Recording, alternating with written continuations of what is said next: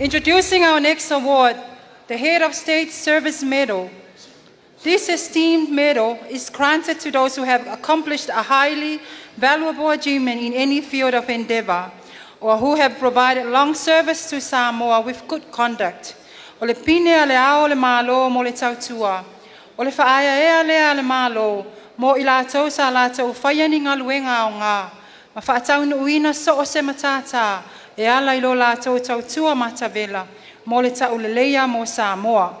Mo lea whailonga e to aono ta maali'i ua tasi ai le komiti ma ua whaamaonia fo e le kapeneta wha e atu iai le nei whailonga.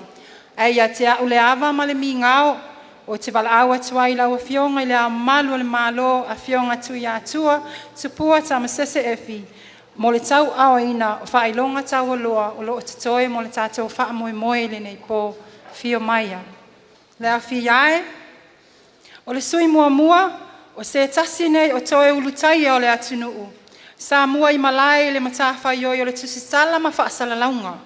Ma ua sila fia fo i le atunuu i lona si ufofonga MAMALU ma le whaangau loto i lunga o le ala leo leitio a le lua a pi.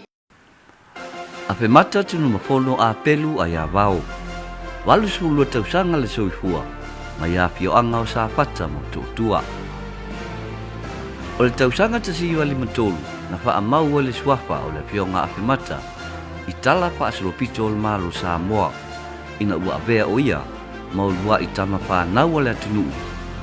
Ua pāsia le suenga New Zealand o le school certificate.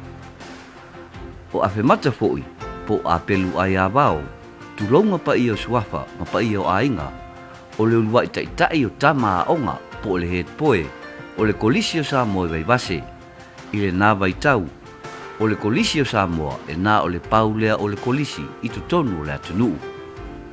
E o mai lai lea so ua silia i le 5 tausanga o le tautua Afemata i le malo Samoa malo nā atunuu i le matawhaioi o le tusitala ma le vasenga o vaasaralaunga malo minga ma la leo li tio.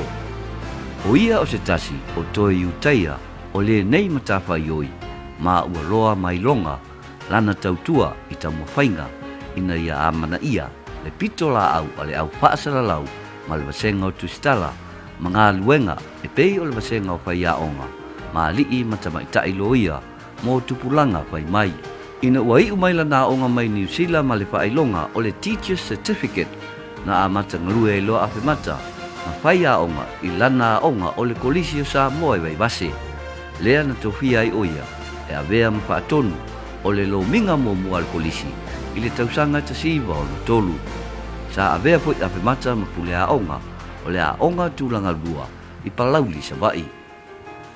Mo le lua sultasi tausanga mai le tausanga tasiva pituiva i le tausanga lua afe sa ngalue Afemata ma whaurulunga o whaasalalaunga a le ofisa le palimia ma o ia foi sa tau aveina le tiute o le so upu ma le atunu ulau tele mo mta upu uma le malo Samoa.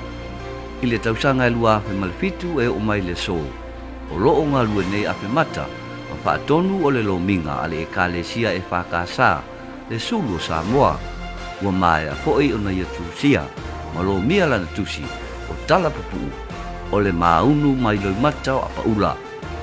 O se tasi ila polo kalame i lunga o ala leo le tio o le amana tua i pea Afemata o lona si upufonga malu ma le tausa apia i le whapongaina lea o le polo kalame whangongo o le palolomua lea o lo whaasarala wina pea e le ala leo le tio a le tu eipi e o mai le so.